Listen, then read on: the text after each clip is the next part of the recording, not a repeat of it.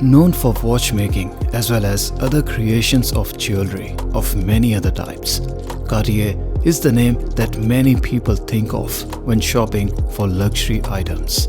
But if we go back to the history of the brand, it is quite more interesting and significant than just a brand that should be known for its association with the jewelry.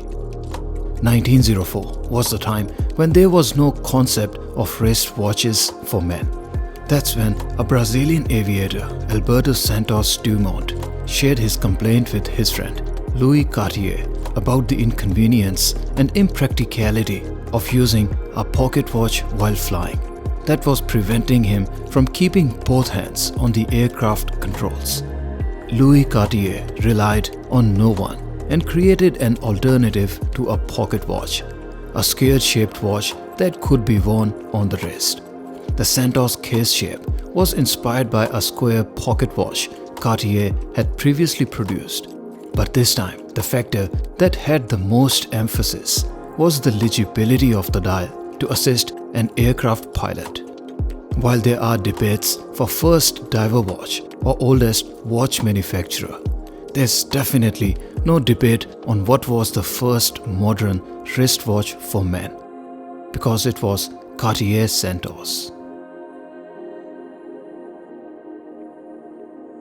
What's interesting is that when we talk about iconic watches in the world, what could be a more iconic watch when you say that the world's first wristwatch still looks and feels the same as it did over 117 years ago?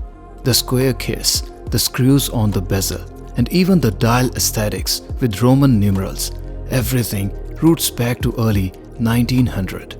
There have always been three major principles behind the aesthetics, design, and looks of a Cartier watch: simplicity, practicality, and innovation.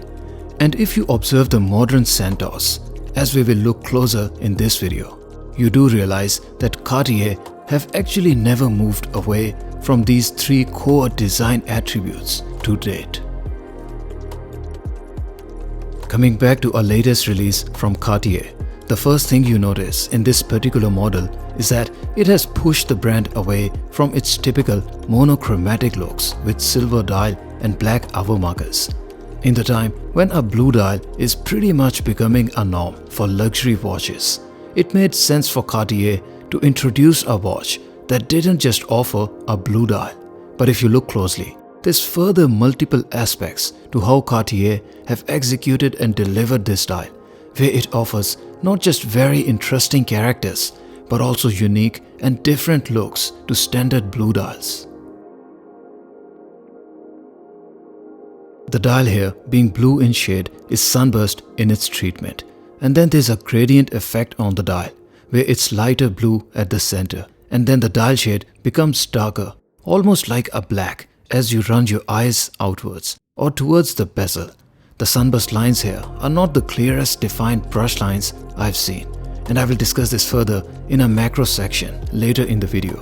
While the dial itself is a bit darker in its shade, you can see that the crystal on top adds reflections, which although does affect the dial legibility, this is the first time where I do consider the reflections from the crystal to be adding a character to the watch and give the watch an experience that I really haven't seen in any other watches before at this price point.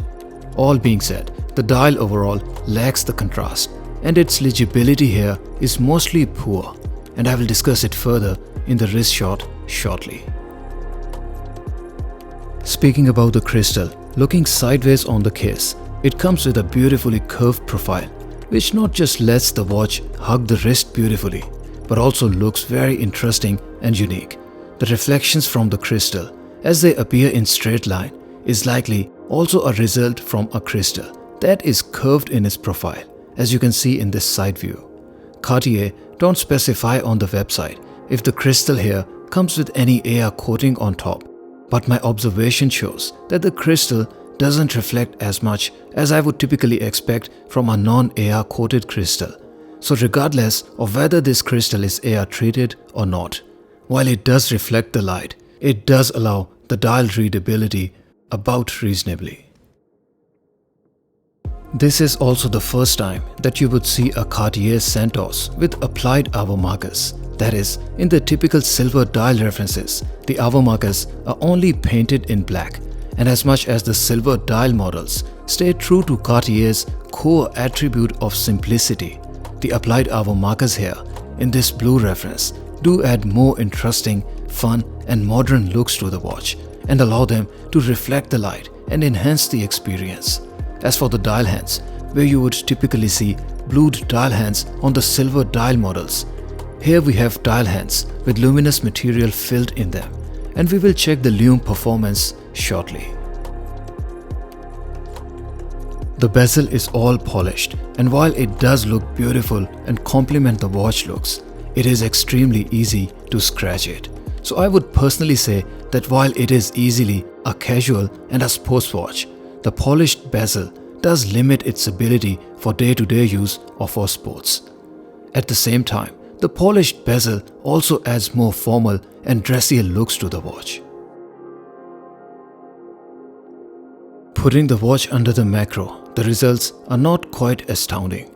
The hour hand has rough surfaces and unrefined corners, and then there's dust, debris, and overall less than expected attention to detail.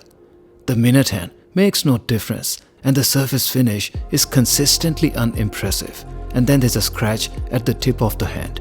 The scratch at the tip is not noticeable from the naked eye, but this still shows how much effort and attention to detail has gone in the making of this watch.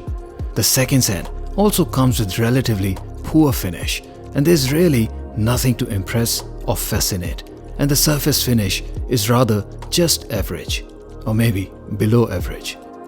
The hour markers are applied, and you can see that they also come with smudge marks and debris. So unfortunately, it seems the overall quality of work under the macro here is just not quite up to the mark. The dial comes with sunburst treatment, and as I stated earlier, the brushed lines here are not the most clearly defined, but they do allow the dial to play with the light, although you would need a relatively harsh light to see the dial play its magic. Putting the watch in the dark, the Lume is only available in the dial hands, and the hour markers or the dial has no other Lume to support the hour position. The Lume infill is unfortunately inconsistent, as you can see the Lume brightness that fades towards the center of the dial, and leaving the watch in the dark for another 5 minutes left the watch almost dead. So the Lume is indeed not the strongest point here. Measuring the sizes with a caliber, the horizontal size of the case without the crown included is 37.8 mm. As the crystal is square in its shape, its length for each side is 26.7 mm. So the face of the watch isn't that large. The minimum span of the watch is 45.8 mm, so it wears even smaller than the Rolex Submariner. The bracelet is 21 mm at the case, and it tapers down to 19 mm. The thickness of the case is a winner here, and it measures at only 9.6 mm. On the wrist, the Santos large case sits relatively manageable. It is indeed a larger watch, but the size here doesn't come at the cost of wearability. And thanks to smaller lugs, the minimum span of the watch is under 46 mm, so it can easily fit to wrist as small as 6 inches. My wrist size is 6.5 inches and the wristband is 55 mm, so it stays in the center of my wrist. The crystal, as I mentioned earlier, reflects the light, but it does not look off. Rather, due to distorted reflections from a curved crystal, the looks are rather interesting. The dial legibility, as you can see, is not great, and I think this is one of the least legible dials I've seen lately. The watch can easily be dressed up or down, as it's an all-steel watch and then comes with polished and brushed surfaces. The bracelet stays relatively flat, and I do wish that it tapered down to a narrower width, maybe a 17 mm or so, as opposed to current tapering width, that is 19 mm at the clasp. The weight of the watch, size to 6.5 inches wrist, is only 133 grams, so it is overall not a heavy watch either. The weight of the watch head only is only 66 grams, so if you intend to use it on a strap, it's a very light watch. The case is curved so it contours to the wrist, and you can see that there's virtually no space between the watch and my wrist, which is simply amazing. The bracelet is a winner in the Santos and comes with quick bracelet removal system, meaning that there's virtually no need for tools to remove the bracelet and install a strap. And since the removal and the installation both happens from the underside of the lugs, there's no chance you can scratch the top surfaces of the lugs, which is an intelligent engineering design. Then there's further easy link removal system, which is practically the first time I'm seeing a watch where a bracelet can be sized without the use of any tools at all. All you have to do is to press the slot at the end of the links, which will pull the bar out. You'll have to pull the bar all the way to the end and then remove the link.